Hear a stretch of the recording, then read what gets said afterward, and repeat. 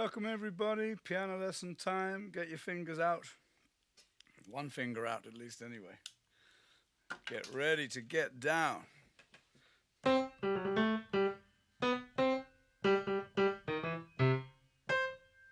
that's kind of hard to play with one finger. Doable.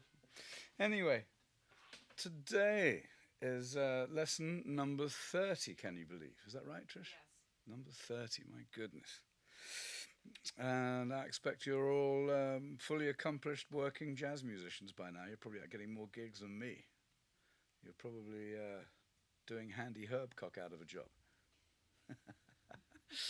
Right, so once again, these things are pretty off the cuff, really. But She Who Must Be Obeyed said, what is the piano lesson about? It's about 10 minutes ago, and I thought, Today. I know, the majesty of the seventh chord, which is something we've touched on. And all of these things are connected. So seventh chords have been talked about, major seventh and minor seventh chords. But the seventh chord is a beautiful thing. And it is a chord that is not static. It's a chord that sends you a subliminal message that something's coming, and it gives you a hint at what that something is going to be. And it can either satisfy your expectations by giving you what you thought was coming up, or it can be a clever device, like a lot of other chords, to give the listener an intimation of what to expect, and then to surprise them by playing something that they didn't expect. And you have the wow moment. So let's concentrate first of all on what a seventh chord is. And it's a very useful chord and tool in the blues, especially in the way that your ear is gently led from one chord to another. And so I'll give you a nice example. I'm going to embellish this and give you a bunch of colours, then we're going to strip it down to its basic elements.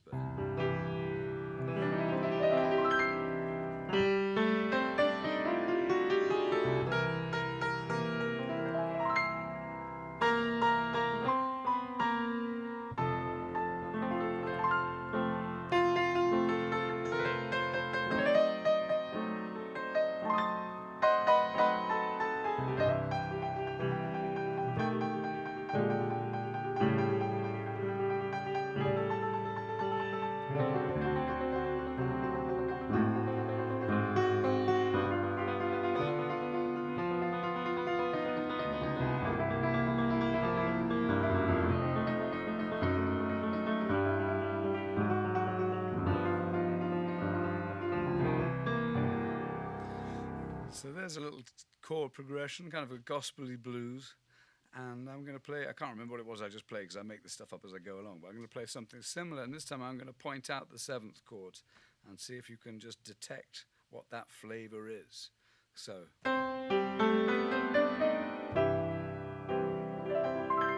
C, that isn't the seventh chord, this is the static chord. It just sits there and isn't going anywhere. This is the home bass. But now listen. There's the seventh.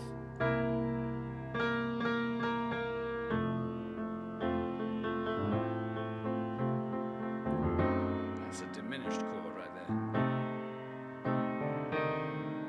Seventh chord. Seventh chord. Seventh chord.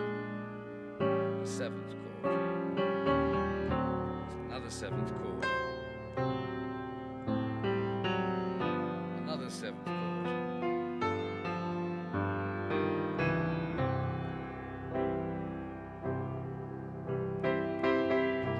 Seventh chord. Basic major chord. Minor chord, which is a kind of seventh chord, depending how you're looking at it. Seventh chord. Another seventh chord. Another seventh chord. Another seventh chord. Another seventh chord. And finally, seventh chord.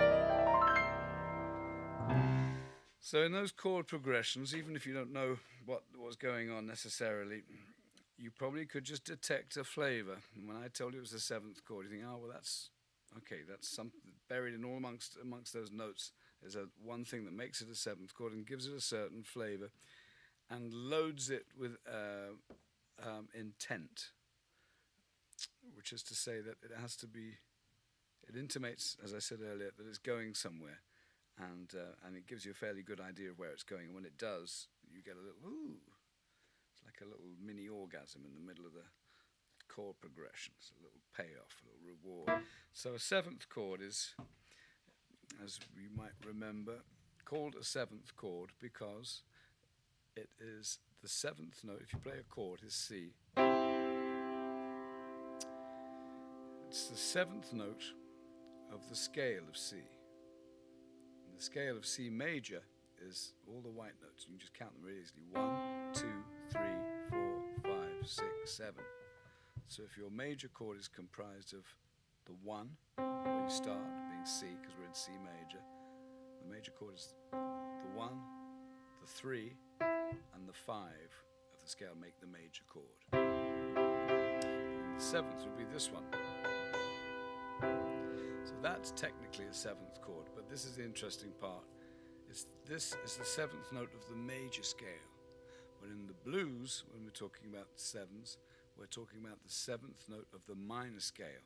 And there are a few different minor scales. But suffice to say that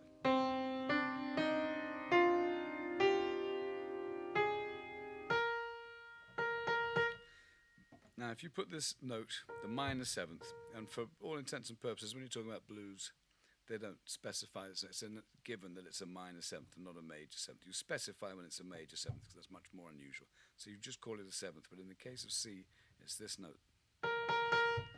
And what this does when you add it to the chord,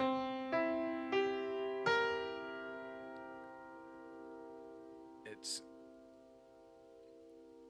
well, there's a lovely line in a New Orleans R&B song by Jesse Hill called Oop Oop A Doo. And he says, I'm going to create a disturbance in your mind. And that's what a seventh chord does. It creates a disturbance in your mind. Because it suggests that it's not finished yet. This chord still has some work to do. And it's setting you up to let you know that the next thing you're going to hear is... And that's called a resolution. It resolves. So in this instance, a C seventh leads you by the hand gently down the path to this chord. And that's the reward. It's creating a problem and then giving you a happy ending. And it's the same principle that they use when you're inventing a bedtime story and they all lived happily ever after. So in the instance of a blues, I'll give you an example. So...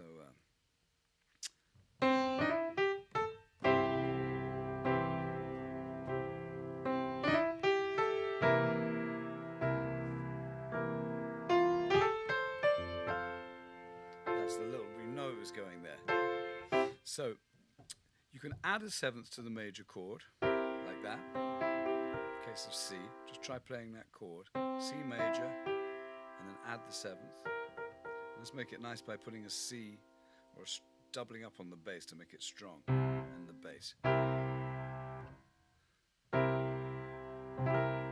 Now, as I've said on many of these lessons, there are several ways you can play the notes in a different sequence. I got a question here. Yeah.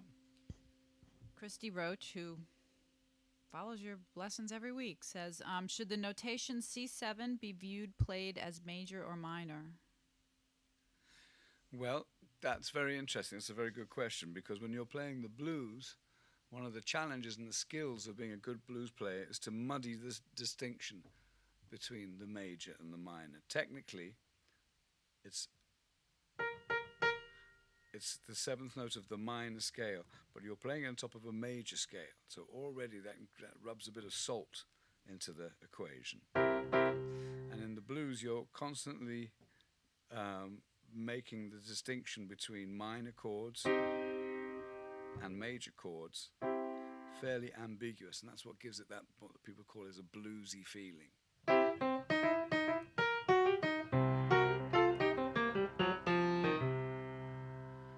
play that, and you're used to the blues, you're really hearing in your mind a major chord. But what you're really playing is a minor chord, but if I did that, it would have an altogether different feeling.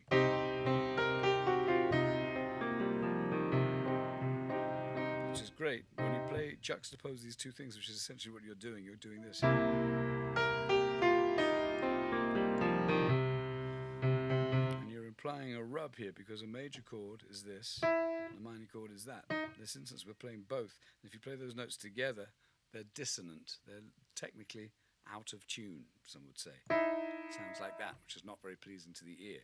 But if you carefully select the notes, you can use this thing to create the bluesy feeling.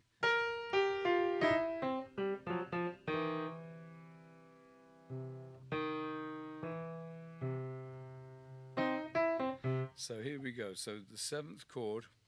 So in answer to your question, it's both minor and major, technically. And it's up to you as the pianist to mix those elements successfully so that you create the desired effect. And that's a very difficult thing to do, and it can take years of experimenting. But it's kind of fun to do it, and you can get very complex with it, or it can be a very simple thing. I'm going to try and keep it on the simple level today, just so you all get the basic picture.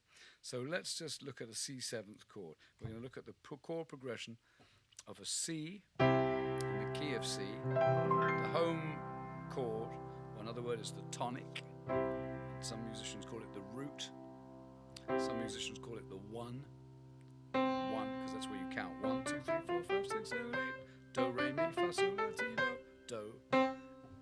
There's C. We're playing in C, and we're going to go from C to F. And if you just do that, there's nothing unmusical about it, but it doesn't give you very much information. It doesn't have much emotion to it. But if you go, ooh, that's interesting. So that's what we're going to look at. So play a C chord. There's the 7th note. In this instance, it's a B flat. You can stick it on the top of the chord and see what it sounds like. Sounds pretty good. Think, well, you could stick it on the bottom of the chord. Same note, see, B flat, it's just here instead of there. And you can add it, or you can look at it as playing as a substitution for this note.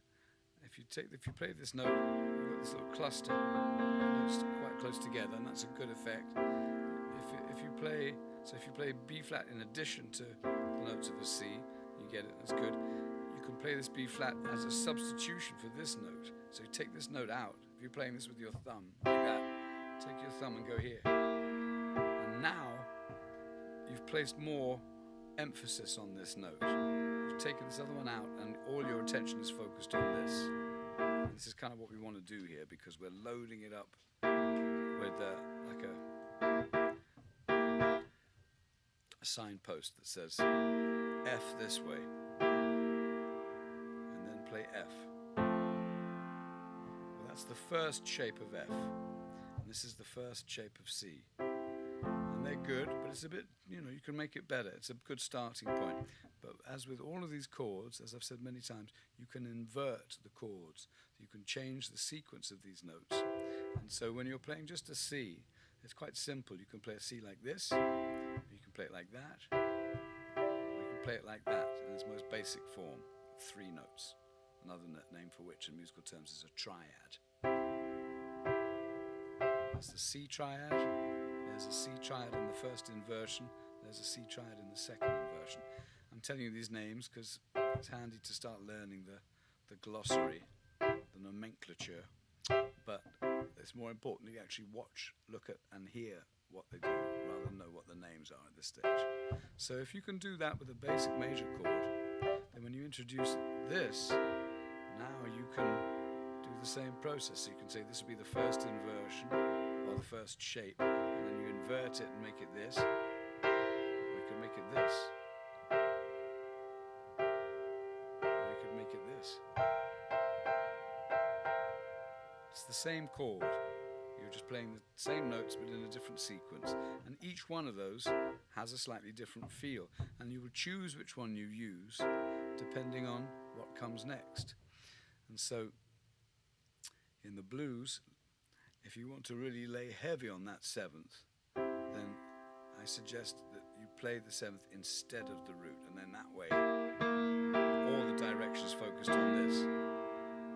And then whenever you're going from one chord to the next in a chord progression, and all songs are made up of chord progressions, as a pianist or a guitarist, any chord instrument, it's up to you to select which inversion of the chord gives the most pleasing effect or expresses best what you're feeling. And I would suggest in this instance, if you were going to go from C via C7th to F, you go in a way that involves the least movement of your hand.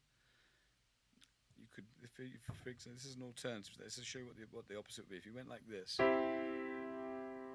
C7th to go to F and then went to this position of F, it's not wrong, but it's not as nice as this one. Listen to this. Because now, in your chord progression, you're adding to the chords tastefully, and you're creating within the chord progression a melody. In this instance, the melody is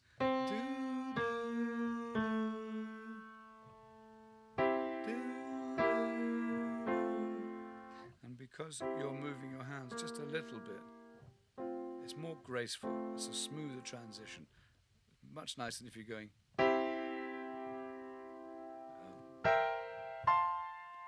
same chords, but it's all over the place. You want to get them so that there's movement within the chord and you're building a melody within the chord. And that's what a seventh does.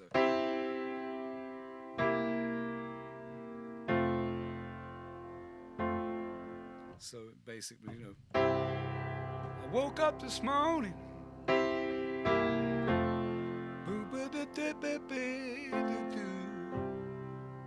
so that's the very first part. And other songwriters have felt that, well, okay, prolong it even more. If you go, now you're creating a melody, really creating a bit of a longer melody here within the chord progression of C to F, or 1 to 4. 1, 2, 3, 4. C is the 1. This is the 4 chord, F.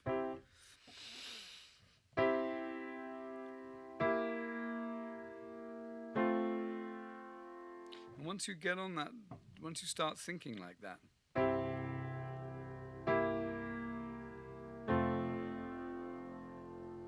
then you can start to get creative and say, well, that suggests you've established a pattern. And if you were to keep going, one way go would be this, which would be nice. So we go.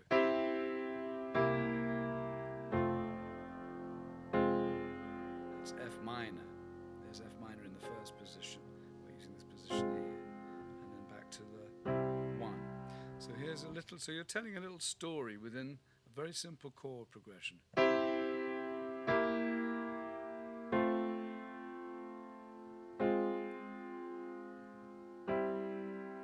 It's very beautiful. It's very simple, but it's perfect. It's cool. I love it. I mean, in the simplest essence, it's so beautiful. But then you can, of course, you embellish that. So if you're a more experienced piano player, you can go.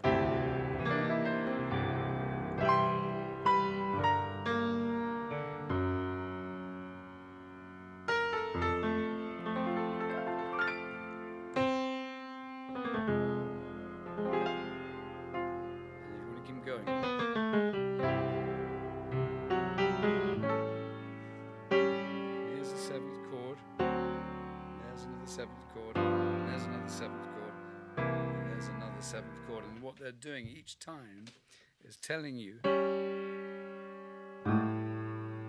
giving you an intimation of what to expect next. In this instance, most people hearing this without even knowing what music is will feel rewarded when it goes, and the reward itself comes with the seventh, so that's giving you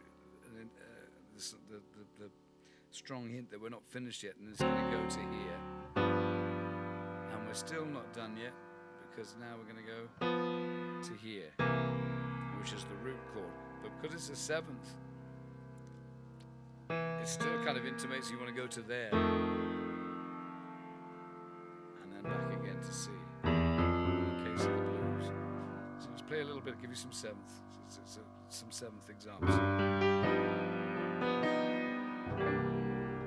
There's the seventh chord. There's F. Now this is F seventh. So start, first of all, playing the chords and getting used to where the seventh is. So if this is C, we already know, I've already shown you that the seventh is a B flat, the black note here. So just play it and listen to it and see, get familiar with what that chord does. Just let the notes ring out and just, it's lovely. You just play a chord, just listen to it as the notes decay. And then the next chord, F. As I say, in this instance, we're playing not the basic stock F that comes off the shelf. We're doing a custom tailored F, a bespoke F, which is this one here. Because when you play it in this position, this note is exposed right at the edge of the chord instead of being stuck in the middle, and it makes it very clear. You're really maximizing this little melody, which resolves here.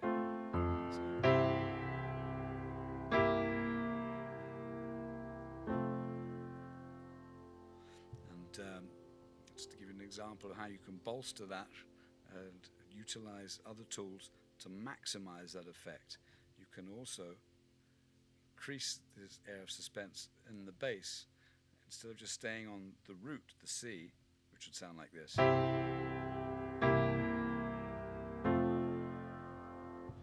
you can change the second note, play the second note of C major, which in turn suggests you started this motion, you've gone from here to here, and so logically your ear's saying, well, go there as well, so you get these two things happening.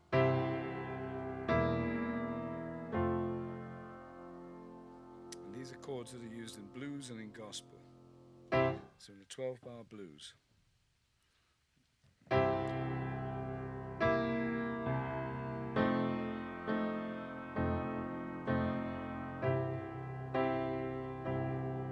here's the seventh again, just going back to the F.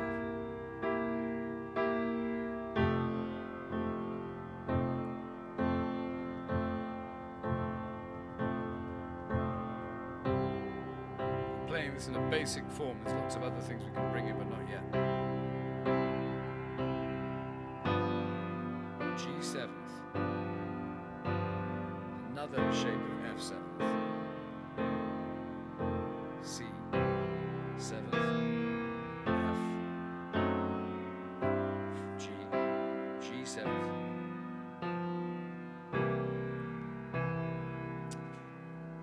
I got rambling, I got rambling all on my mind.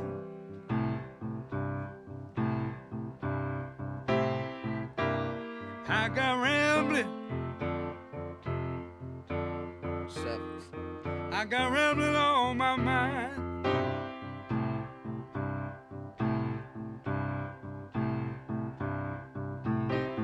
See my baby,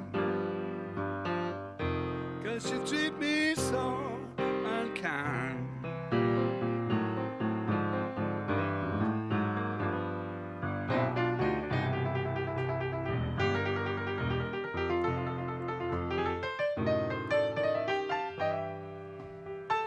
Seventh to F, 7th.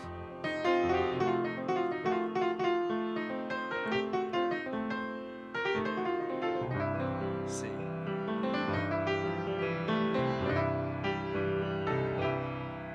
F, G, 7th.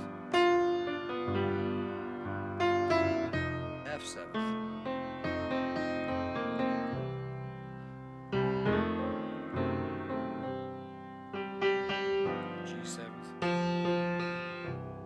that's a perfect example. It has to go. And as I said right at the beginning, what sometimes you can do, for what composers do, is set you up to expect it to go to there, but then actually play something different. So you go, oh wow, I didn't see that coming. So you might be, at the end of a chord progression.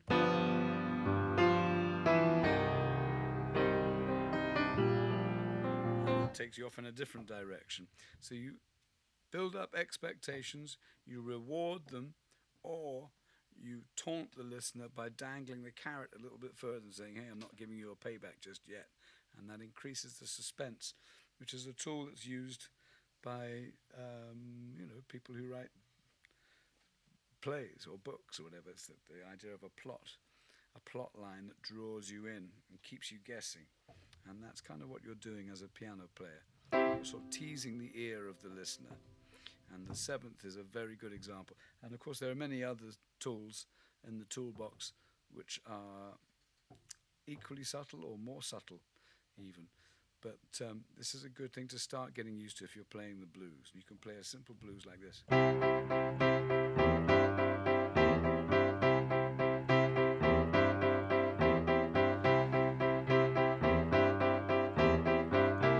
Seventh.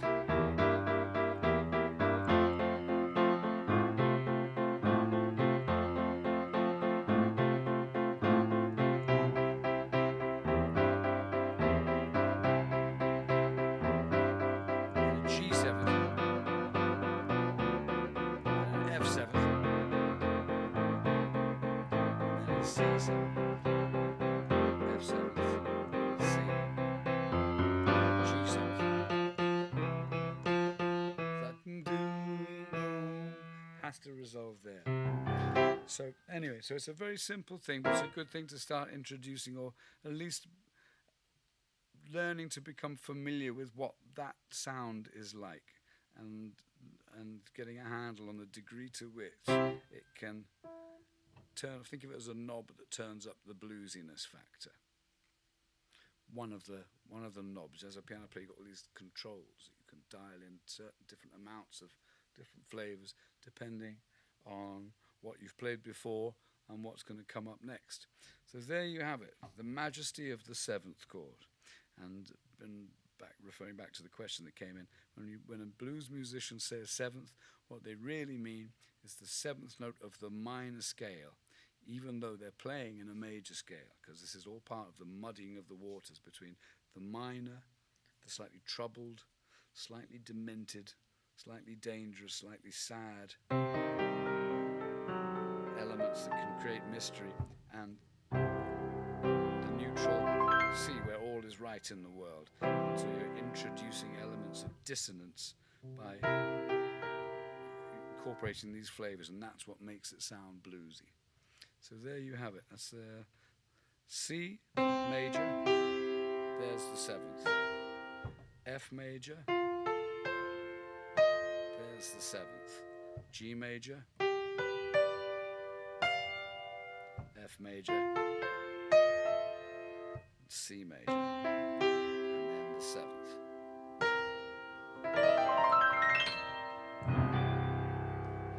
The majesty of the seventh chord, as utilized by blues technicians. Thank you very much. Here endeth lesson 30. See you next week.